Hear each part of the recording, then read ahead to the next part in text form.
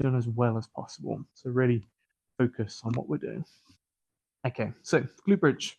Bring the feet in. Hands can be on the floor, but we're not pushing the hands down. Neutral spine everywhere else. I want you to think about tucking the tailbone underneath. So I'm squeezing my glutes and scooping into that position. As I raise up to the top, it's really important that I engage through all of my posterior chain muscles to create a nice stable base. Okay, I often see people not go far enough, so they just end up here. I don't feel any tension here. I need to squeeze my bum as hard as possible to bring the hips up. A good gauge for this is if my hands are heading towards my knees, so they're sort of on my thighs right now. As I push forwards, my hip bone is connecting with my arm. So that's how high we're going. Key faults that we see are people's low backs being an issue. So hopefully you can see that sagging down. As I push up, I now feel that entirely in my lower back. That is incorrect. I need to squeeze my bum. If you have not squeezed your bum, you will not get to the right position.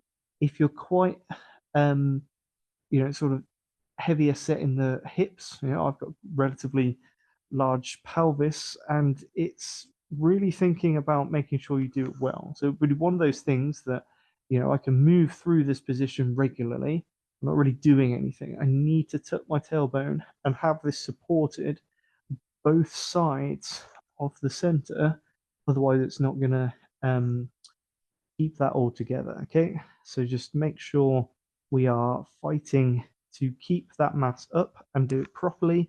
If you can't quite manage, we can lower down and still be tensing, but we have to make sure that we are really fighting to get the right position, not just elevating with the hips sag down. Okay, so that's glute bridge in a nutshell from a general cueing standpoint.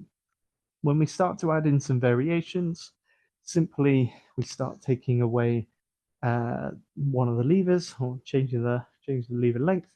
So we can take a foot off the floor. Okay, so that's where we might start a little bit of a march. When I get people to start working with their hamstrings a bit, we can march and step out and be more of a hamstring bridge. Okay, but we just want to be able to keep that under control. Your choice how we set through that. I often see people's toes lifting up, so squeezing them down is going to be key. After that, we can look at getting one of the legs up. So you could do this in a march, okay, or you can hold and go down, push back up. And then if we take that same leverage, so we can hold, we can go down, push back up, or we can alternate. The knees here are pretty close together, okay? The other thing we can do, split the knees, and then we can tuck the tailbone underneath. It's like this sort of wider stance position. That's to get into the glute medius on the sides and use the abduction as we push away.